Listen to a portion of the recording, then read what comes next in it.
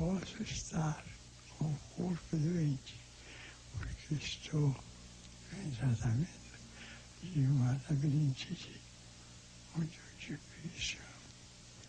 Mas, intimamente, eu me sinto como se tivesse 20 anos. É uma doença que eu falo assim, você pode me trazer quedas de machucar, mas você machuca só o corpo. Por dentro estou feliz, mas isso até é muito melhor. Nós nos sentimos cada vez melhores no Brasil. Muita gente acha que o Brasil está em calamidade. Eu não creio, porque as nossas mesas são ricas.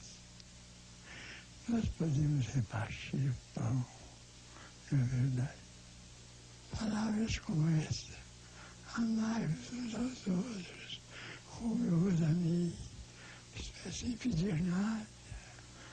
Amar por amar, querer bem uns aos outros. Perdoa 70 vezes 7 vezes.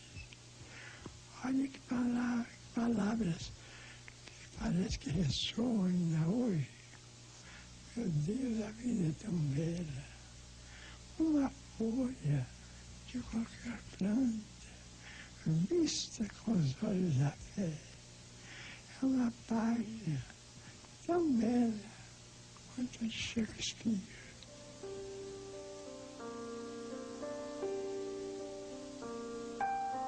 Amar sem esperar ser amado e sem aguardar recompensa alguma.